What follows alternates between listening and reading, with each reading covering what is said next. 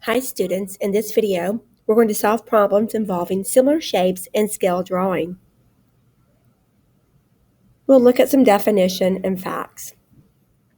A scale factor is the number by which all the components of an object are multiplied in order to create a proportional enlargement or reduction. If we look at the two triangles, we're going from a smaller to a larger, so we have an enlargement, and it's given that our scale factor is 2. But we can look at that just to see if that is indeed what our scale factor is. We look at the corresponding sides. 3 and 6 are in the same position, they're corresponding, and you multiply 3 times 2 to get 6, so 2 is our scale factor. We could do that for each of the sides. 5 and 10s correspond, and you multiply 5 times 2 to get 10. That would mean when we look at our last corresponding side, here, 6, we'd multiply it by 2, and this side length would be 12. Now some facts about similar figures. You may recall these. They're the same shape, but not necessarily the same size. Their corresponding angles are always congruent, and their corresponding sides are proportional. Let's work a couple of problems. We'll first look at a scale drawing. Leo created a scale drawing of the school gym in his art class. In the scale drawing, the length of the gym is 17 inches. So I'm going to sketch that out really quick. The scale drawing is 17 inches. The length of the actual school gym is 76.5 feet.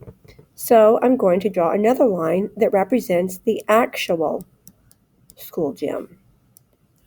And that would be 76.5. It says, what is the scale that Leo used to create the scale drawing of the school gym?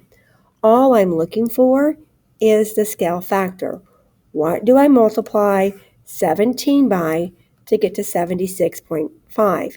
And that is our scale factor. To find that number, since it doesn't look very, doesn't maybe go in there evenly, I'm not quite sure, I'm just going to divide 76.5 to find out what that number is. 17 goes into 76.5 exactly 4.5 times. I've already done that. So our scale factor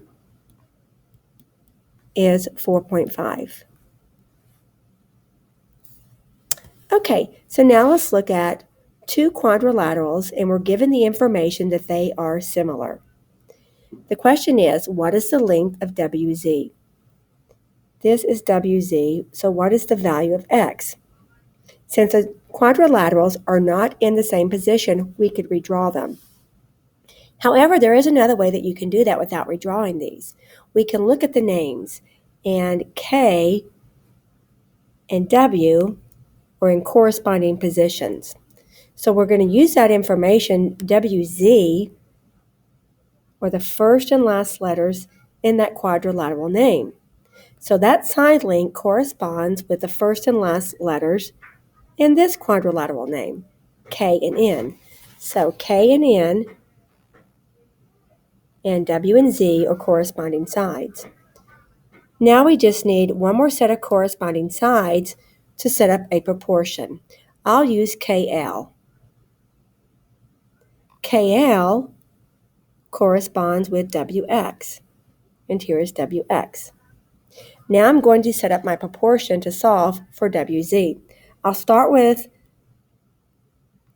the sides that I have highlighted in the larger quadrilateral, 15 over 18, and set that equal to the corresponding sides in the smaller quadrilateral. Since I use 15 here, I'm going to have to use that same side, corresponding side from the smaller one. 10 would be the top number in my ratio. That would be 10 over X.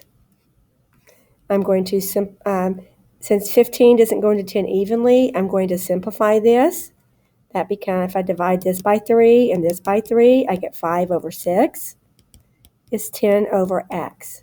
5 goes into 10 2 times, so I'm going to scale 6 up by 2. So X equals 12. So our side length here is 12.